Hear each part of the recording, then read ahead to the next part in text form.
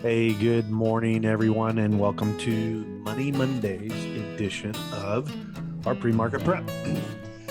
Well, hopefully everybody had a great weekend.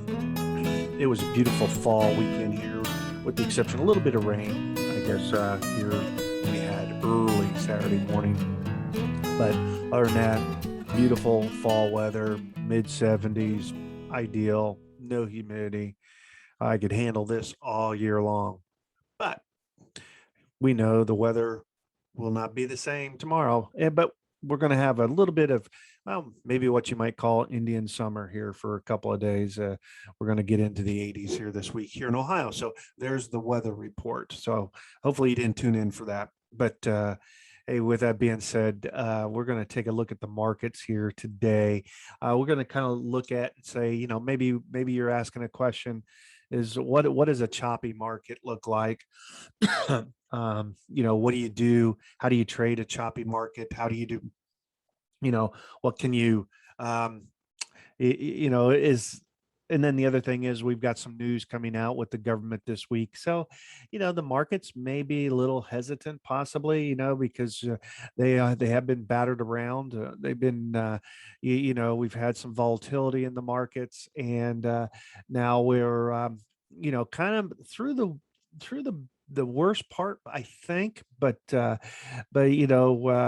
we're still, probably got a band-aid on the market, if you will. The hemorrhaging is maybe stopped, but there's always a possibility that we could pick that scab open in the markets and start to bleed again. So this is an area that we are hitting up against some resistance, because we've had, the good part of September has been kind of a pullback, of some sort. We haven't hit a new high, say in the Qs since September 7th, and the S&P was September 3rd, and the Dow and the Russell have been longer than that.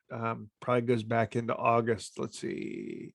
Yeah, the Dow was August 16th. So with that being said, we're not all the way through the woods, but maybe we can see some light at the end of the tunnel. And but we are bumping up some resistance, so you can't fall down like that and not hit resistance, on the way back up. And because the markets found some pretty solid support levels on the way down, where they held for several days. For example, the Qs held this, roughly, we'll just call it 15,350 level, and now that's kind of where we're popping up to, and we're rejecting. And the same thing with the Dow.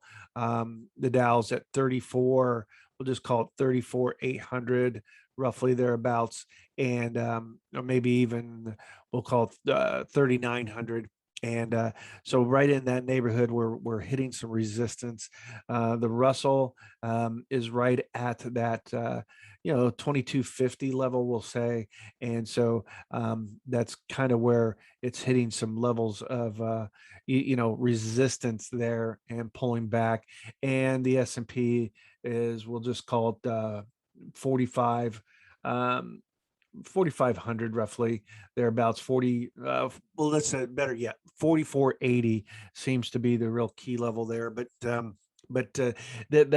those are some levels of resistance that it's going to take some, might take really a big drop in volatility to get us through there. It's going to take a lot of serious buying, and I don't think we're going to get that today. I just don't, with the news and the government shutdown looming, just don't know if we're going to get that pop. So let's get into today's pre-market prep and start with a little bit of housekeeping.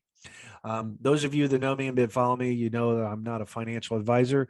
I don't give financial advice, and nor is anything part of our videos here should be misconstrued of any suggestion to make a trade on any particular stock.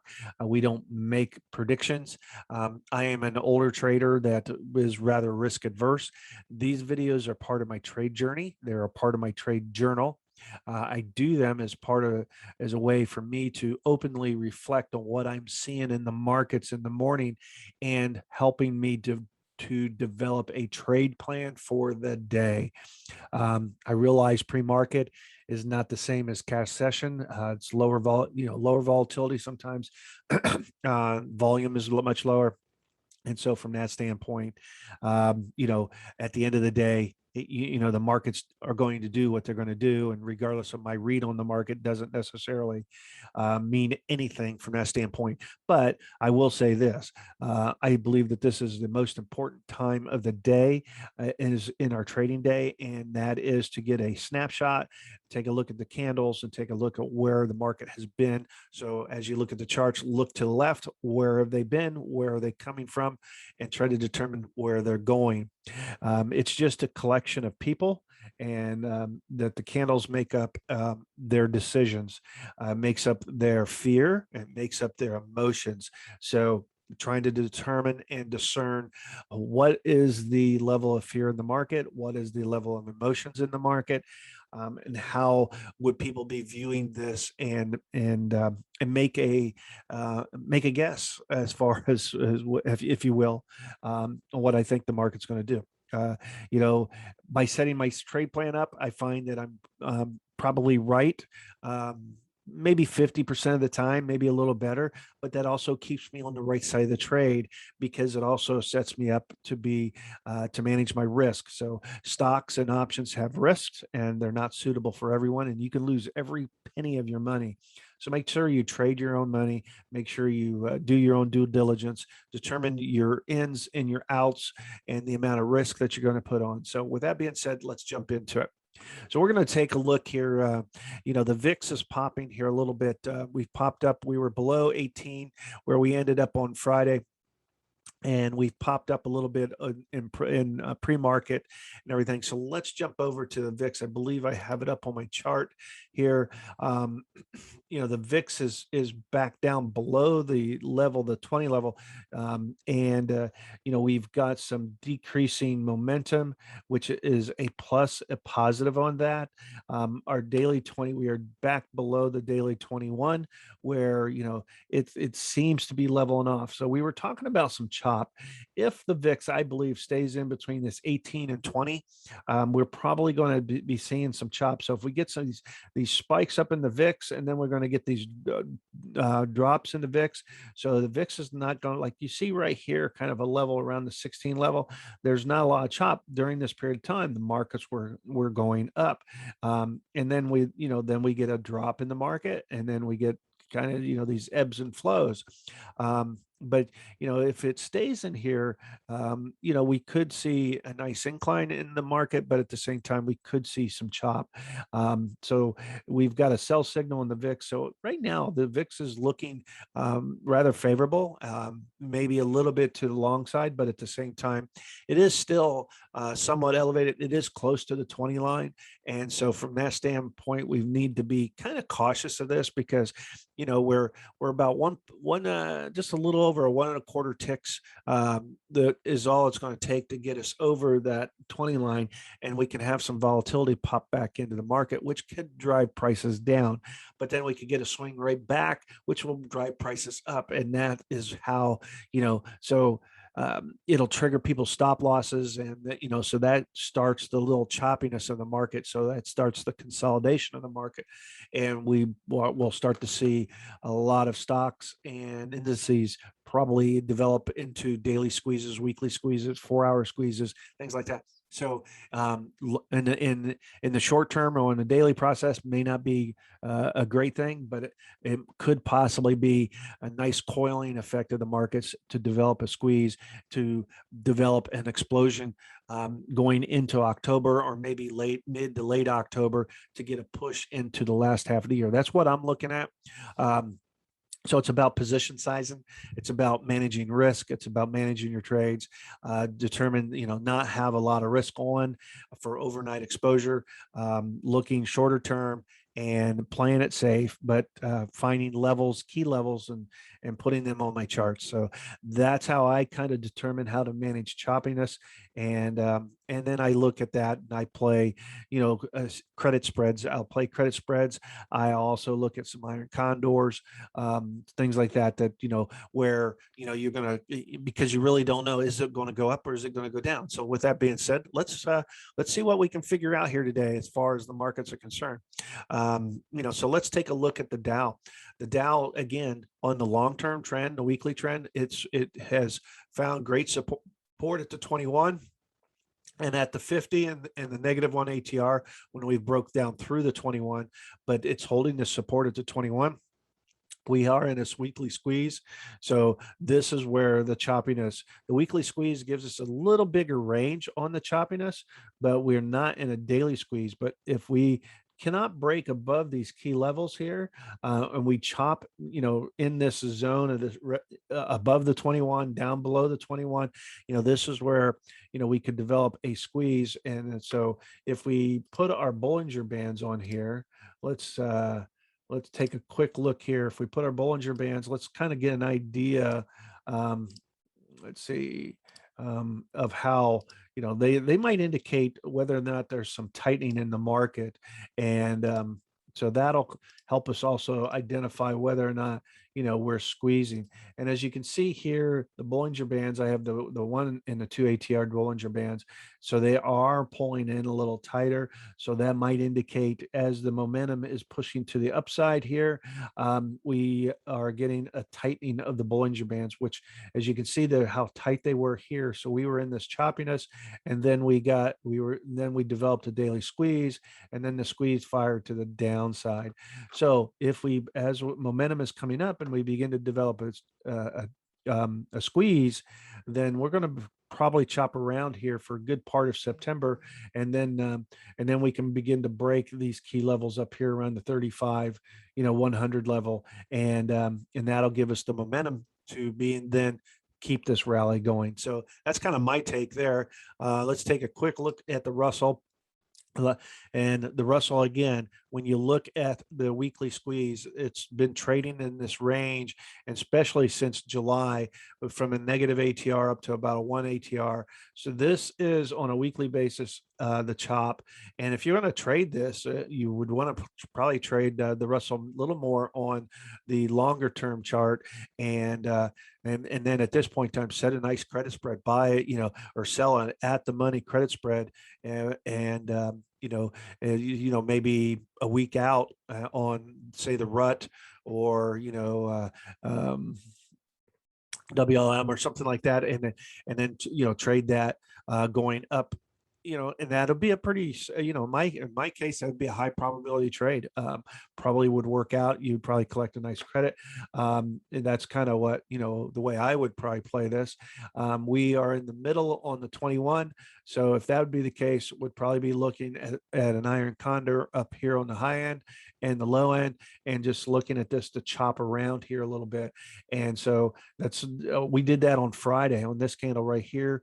We played an iron condor, with a low of around the 21 and high up around negative ATR, and we collected 100% of the credit, and we just let that expire worthless, and it doesn't go against you as a day trade. So kind of a good way to play that. And then that's if you're under the PDT rule, that is. You don't have to worry about that. If you're not under the PDT, which is an account balance of 25,000 or more.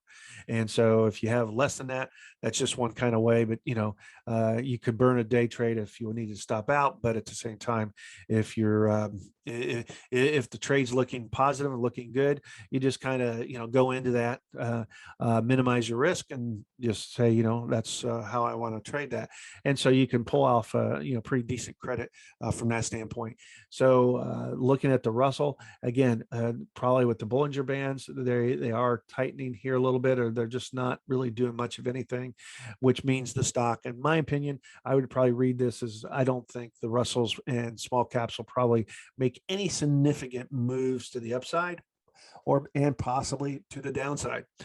But anything can happen. That's the one thing I have to keep in mind. After taking a look at the VIX, we're going to take a look at the S&Ps. S&Ps again have been holding the 21 as support, and we've got these key levels in here. So right now, we are fighting this 44.80 level here. We went up here in pre-market. We've hit it. 44.73 roughly is the high of that candle, almost 44.74 or 37 that is, and or 73, sorry. And the low of the candle is 44.37. So, and which is pretty much, we're just barely above that, which is right at the 21. So the 21 is, if that acts as support and we've got a resistance, we got a pretty tight range here. So we could really have a rather up and down day possibly, and not get any specific or big swings out of this. But again, this is a very key level, and we could fail here and go lower. So that's something to keep in mind. And I would look for, if that was to happen and we start to push lower, I would look for the daily 50 to add to be a key level of support and hold that. So if we are looking at a choppy day, and as we can see here, the VIX has kind of turned down a few points. And so this is kind of what I'm talking about. The VIX will make some pops.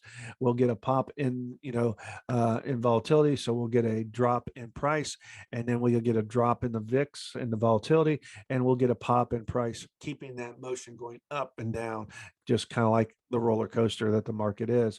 But this would be in a much tighter range. So that's kind of what I'm looking at on the SPX or the SPYs and the S&P, that is. And so not much there going on, and just kind of, looking at a choppy day, I would say. The Qs are down quite a bit.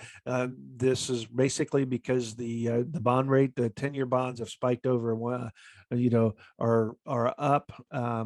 And that, from that standpoint, tech stocks don't like higher interest rates.